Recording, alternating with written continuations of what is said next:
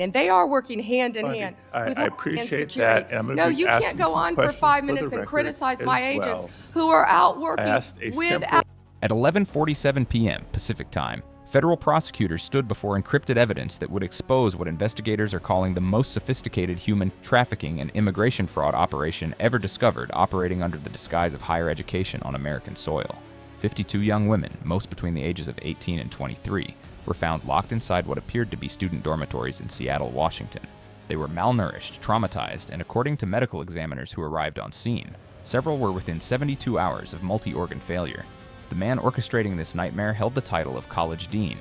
His name was Hassan Osman, a fictitious name for this dramatization, and behind his respectable academic credentials existed a criminal empire built on forged visas.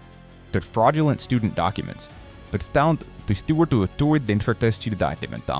the systematic trafficking of vulnerable women from East Africa into conditions investigators are describing as modern slavery.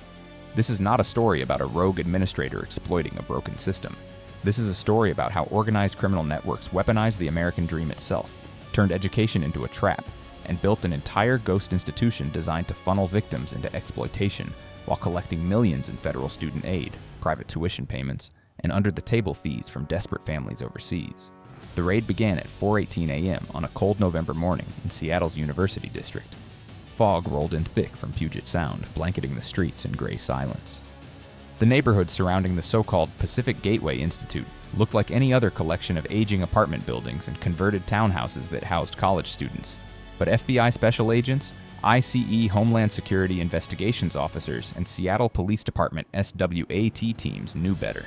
They had been watching this location for 9 months. They had intercepted encrypted communications between Hassan Osman and his network of recruiters operating in Somalia, Ethiopia, and Kenya. They had traced wire transfers moving through shell companies registered in Dubai, Nairobi, and surprisingly, right here in Washington State under names like Evergreen Educational Services and Cascade International Student Programs.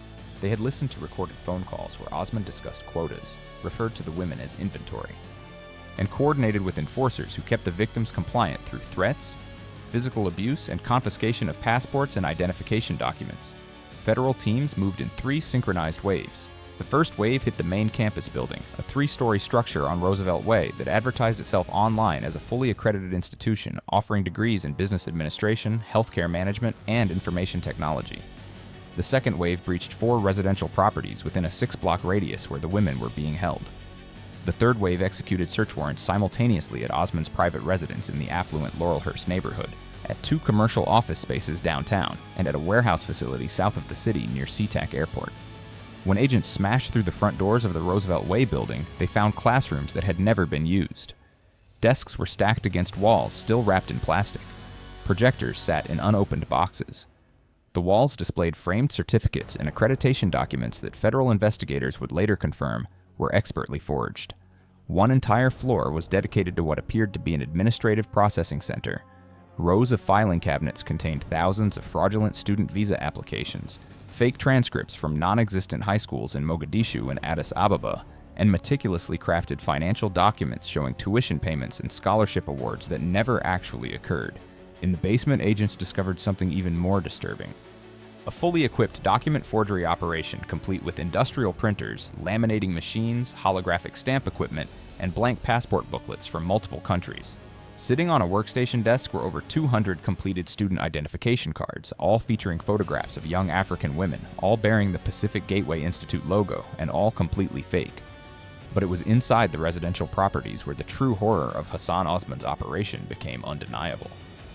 Federal agents entering the first building, a converted apartment complex on Northeast 50th Street, found 12 women living in conditions that violated every standard of human dignity.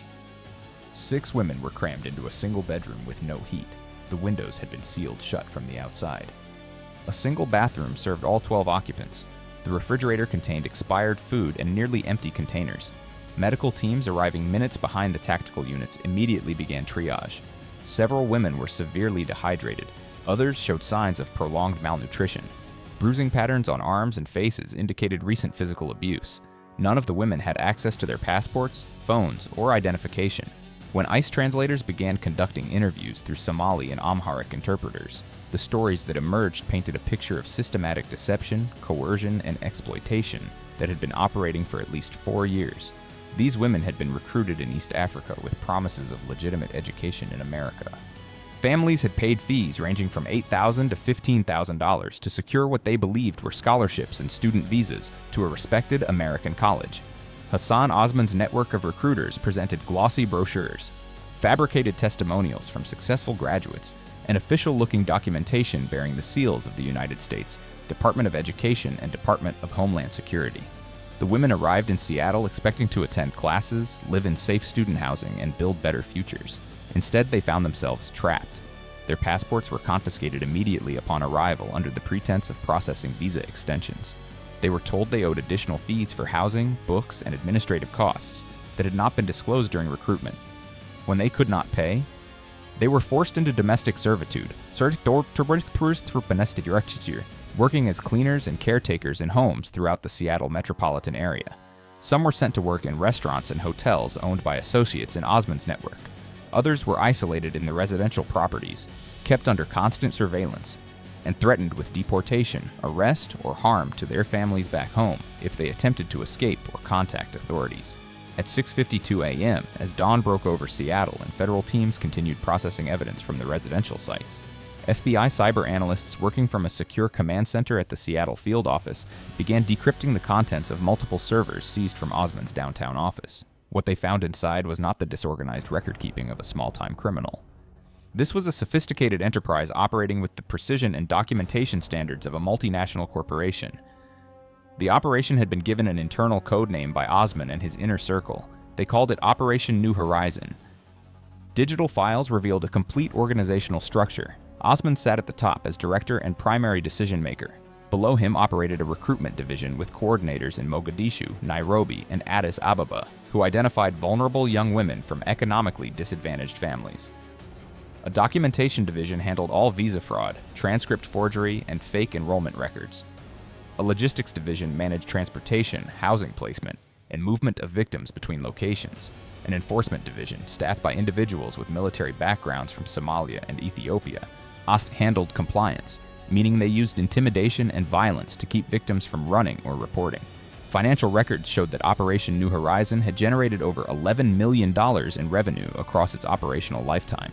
Money came from multiple streams: recruitment fees paid by families overseas, federal student aid disbursements obtained through fraudulent enrollment, tuition payments made by victims who believed they were paying legitimate educational expenses, and profits from the labor exploitation of trafficked women, placed in domestic work, hospitality jobs, and service positions throughout Seattle and surrounding cities. The money moved through a network of shell companies and offshore accounts. Wire transfers were broken into amounts just below federal reporting thresholds. Funds were laundered through cash-intensive businesses, including restaurants, gas stations, and money transfer services.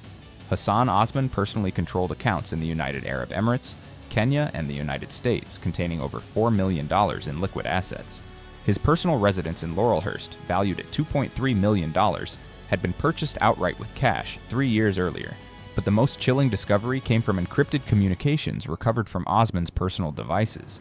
In messages exchanged with his coordinators, he discussed expansion plans. He wanted to replicate the model in other cities. Portland, Los Angeles, Minneapolis, and Columbus were identified as target locations with large East African diaspora communities and established pathways for student visa processing. He discussed increasing capacity from 50 women to 200 women within 18 months. He outlined strategies for deeper infiltration of the visa application system, including the recruitment of corrupt officials within immigration processing centers who could expedite applications and overlook fraudulent documentation. In one message dated just 6 weeks before the raids, Osman wrote to a coordinator in Mogadishu, stating that the American education system is broken and nobody checks anything. We can scale this to 1,000 students across 5 cities, and the government will keep sending us money while we control the labor. At 7:34 a.m., a unified federal task force launched what they designated as Phase 2. Over 300 federal agents from FBI, ICE, DHS, and supporting personnel from Seattle Police Department, and King County Sheriff's Office and Washington State Patrol executed coordinated operations across 27 locations throughout the Puget Sound region. The targets included additional residential properties where victims were suspected to be held, businesses where trafficked women had been placed for labor exploitation, and the homes and offices of 15 individuals identified as key members of Osman's network. Black Hawk helicopters provided aerial surveillance and rapid response capability. Armored units positioned at strategic points ensured no high-value targets could flee the operational zone. Every major highway exit heading east toward Spokane and south toward Portland was monitored by state troopers coordinating with federal command. The scope of what investigators uncovered during Phase 2 expanded the criminal enterprise far beyond what initial intelligence had suggested.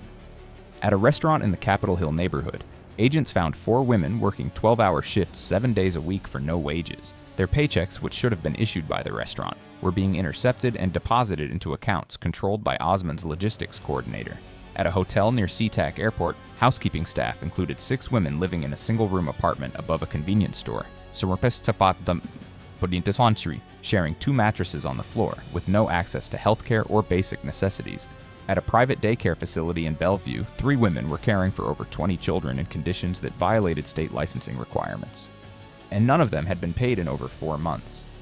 When questioned, the daycare owner, a woman named Amina Yusuf, in this dramatization, admitted she had been paying monthly fees to Osman's network for access to what she called affordable labor from Africa, believing the arrangement was part of a legitimate work-study program. Evidence seized from the warehouse near SeaTac Airport revealed another dimension of the operation. Inside were boxes containing over 15,000 pieces of forged documentation, fake diplomas from universities across East Africa, counterfeit bank statements showing financial solvency for visa applications, forged letters of acceptance from Pacific Gateway Institute and 2 other fake institutions Osman had created under different names. Investigators also found travel documents, including airline tickets and hotel reservations, that had been used to create the appearance of legitimate student arrivals while actually facilitating trafficking operations. In a locked office within the warehouse, agents discovered a sophisticated photography and interview setup where new arrivals were processed, photographed for fake student IDs, and recorded on video making scripted statements about their excitement to study in America. These videos were sent back to families in East Africa as proof their daughters had arrived safely and were beginning their education. The Enforcement Division members were arrested throughout the morning across multiple locations. These individuals, all male, all with connections to military or militia groups in Somalia. Yenistik had been responsible for maintaining control over the victims through fear and violence.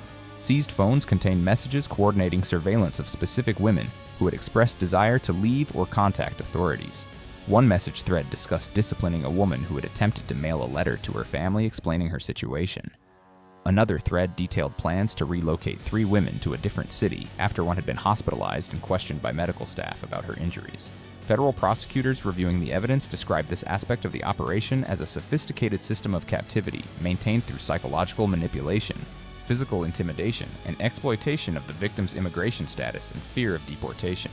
By 2:15 p.m. that afternoon, Hassan Osman was still at large. Federal agents had missed him at his Laurelhurst residence by less than 30 minutes. Neighbors reported seeing him leave in a black Mercedes sedan shortly after 4 a.m., right around the time the first raids were executed downtown. A regional alert was issued. Border crossings into Canada were notified. SeaTac Airport security was provided with photographs and identifying information. Federal prosecutors had already prepared an arrest warrant charging Osman with conspiracy to commit human trafficking, forced labor, immigration fraud, wire fraud, money laundering, and operating a continuing criminal enterprise. The charges carried a potential sentence exceeding 40 years in federal prison. Investigators believed Osman might attempt to flee the country using one of several fraudulent passports his organization had access to. U.S. Burr Marshals coordinated with international law enforcement through Interpol channels in case he managed to board an international flight before being identified. But at 4:47 p.m., Hassan Osman walked into the FBI Seattle field office accompanied by his attorney and surrendered himself to federal custody. His lawyer, in a brief statement to media gathered outside, stated that his client maintained his innocence and looked forward to defending himself against what he called exaggerated and politically motivated charges. Osman was processed, photographed, fingerprinted, and transported to the Federal Detention Center in SeaTac, where he was held without bond pending an initial court appearance scheduled for the following morning. Federal prosecutors immediately filed a motion to deny bail. They're arguing that Osman posed an extreme flight risk given his international connections, access to fraudulent travel documents, and substantial financial resources hidden in offshore accounts. The motion was granted. Hassan Osman would remain in federal custody throughout the duration of his trial. As investigators continued processing evidence through the following days and weeks, the scale of corruption and institutional failure that had allowed Operation New Horizon to operate for 4 years became impossible to ignore. How does a fake college obtain recognition from federal student aid programs? How do dozens of fraudulent visa applications get approved without triggering alarm systems? How do victims living in substandard housing and working for no wages remain invisible to labor enforcement agencies, healthcare providers, and community organizations? The answers were as disturbing as the trafficking operation itself. Hassan Osman had paid for access, not through dramatic bribes to high-ranking officials, but through smaller, quieter compromises that accumulated into systematic blindness. A visa processing clerk at a U.S. consulate in Nairobi, identified in this dramatization as David Kamani, had accepted payments of $500 per application to expedite student visa approvals without conducting standard verification procedures. Over 3 years, he had processed over 200 fraudulent applications for Osman's network. A certification consultant who claimed to help new colleges navigate accreditation requirements, named in this dramatization as Robert Chen, had provided Pacific Gateway Institute with fake accreditation documents and taught Osman how to manipulate federal student aid databases to appear as a legitimate institution. He was paid $75,000 for these services. Even more troubling were failures within local law enforcement and social services. Multiple victims had sought help. One woman had called 911 from a gas station payphone and told the operator she was being held against her will and forced to work without pay. The responding officer spoke to her briefly, determined she was a foreign national with visa issues, and referred her to immigration services rather than investigating potential trafficking. Another woman collapsed at a grocery store and was taken to a local emergency room, where hospital staff documented signs of severe malnutrition and physical abuse. A social worker attempted to follow up but was unable to locate the woman because the address she had provided, an address controlled by Osman's network, claimed no one by that name lived there. A third woman managed to send an email to her cousin in Minnesota describing her situation. The cousin contacted Seattle Police Department and was told to file a report online. No investigation was opened. These were not isolated system failures. These were patterns of disinterest, bureaucratic obstacles, and implicit bias that treated foreign women as immigration problems rather than trafficking victims deserving protection and justice. Federal agents conducting follow-up interviews with arrested network members uncovered even darker plans that had been in development. Osman had been working with contacts in East Africa to expand beyond student visa fraud into family reunification and fraud and humanitarian program exploitation. He had identified pathways to bring women to the United States under refugee resettlement programs by fabricating persecution claims and creating false family connection documents. He had also discussed with his inner circle the possibility of moving into labor trafficking for men, targeting agricultural and construction sectors where enforcement was even weaker than in domestic work and hospitality. Documents seized from his personal safe included feasibility studies, cost projections, and recruitment strategies for operations that could have expanded his criminal enterprise to include hundreds of additional victims across multiple states. On the morning of November 14th, 3 days after the initial raids, federal prosecutors held a press conference at the Seattle FBI field office. Standing before cameras and microphones, U.S. Attorney Michelle Torres, a fictional name for this dramatization, outlined the charges against Hassan Osman and 14 co-conspirators. She announced that 52 victims had been recovered and were receiving comprehensive medical care, trauma counseling, and legal assistance. She confirmed that all victims were being granted continued present status in the United States, allowing them to remain in the country while cooperating with the prosecution and pursuing their own immigration relief claims. She revealed that federal investigators had traced over $11 million in criminal proceeds, and that asset forfeiture actions had been filed to seize Osman's properties, bank accounts, vehicles, and any other assets derived from trafficking and fraud. She thanked the FBI, ICE, Seattle Police Department, and numerous partner agencies for their coordinated efforts. And then she said something that resonated beyond the specific facts of this case. She said that human trafficking does not always look like chains and locked basements. Sometimes it looks like a college campus, a rental house, a legitimate job, and a person in authority who uses paperwork and fear instead of physical force to enslave. Chen, this case is a reminder that exploitation hides in plain sight when we choose not to look closely. The investigation revealed that Hassan Osman had not built his operation in isolation. He had studied previous immigration fraud schemes, reviewed case law to identify enforcement weaknesses, and deliberately designed his enterprise to exploit gaps between federal agencies, local law enforcement, and community organizations. He had weaponized the complexity of the immigration system, the desperation of families seeking better opportunities, and the fundamental trust that most people place in institutions that call themselves colleges. He had understood that in America, education is sacred, and anything that presents itself as educational receives a level of deference and protection that criminal enterprises can exploit. He had turned that understanding into a blueprint for slavery. The Seattle Ghost College case forced a national conversation about how vulnerable the American immigration and education systems are to sophisticated criminal exploitation. Congressional hearings were held. New protocols were implemented requiring enhanced verification for institutions seeking federal student aid eligibility. Immigration services increased scrutiny of student visa applications from countries with known trafficking patterns. Labor enforcement agencies were directed to conduct targeted inspections of businesses associated with recent immigrant populations. But the harder questions remained. How many other Hassan Osmans are operating right now in other cities with other fake institutions? How many women and men are trapped in situations that look legitimate from the outside, but are prisons on the inside? How many officials are accepting small payments to look the other way? How many victims have tried to ask for help but were turned away because they did not fit someone's narrow definition of what trafficking looks like? Survivors from the Seattle operation, speaking through attorneys and victim advocates, described living in constant fear. Fear that they would be deported and their families back home would face retaliation. Fear that no one would believe them because they had entered the country voluntarily. Fear that they would be blamed for their own exploitation because they had paid money to come here. Fear that they would lose their chance at the education and future they had sacrificed so much to pursue. These fears were not irrational. These fears were the psychological weapons that Hassan Osman and his network used to maintain control, and these fears are only effective because they are rooted in real failures, real indifference, and real systems that too often treat immigrants as problems to be managed rather than people deserving protection. Federal prosecutors announced that Hassan Osman's trial would begin in 6 months. The evidence against him was overwhelming. Encrypted communications, financial records, victim testimony, forensic accounting, forged documents, and cooperating witnesses from his own organization. Legal experts predicted a conviction was nearly certain. But even if Hassan Osman spends the rest of his life in federal prison, even if his assets are seized and his network is dismantled, but even if every co-conspirator is prosecuted and every corrupt official is exposed, the fundamental vulnerability that allowed this operation to exist remains. The vulnerability is not technological. It is not about border security or visa processing software. The vulnerability is human. It is about what we choose to see, what we choose to ignore, and who we decide deserves our attention and protection. The 52 women recovered from the Seattle Ghost College are survivors, not statistics.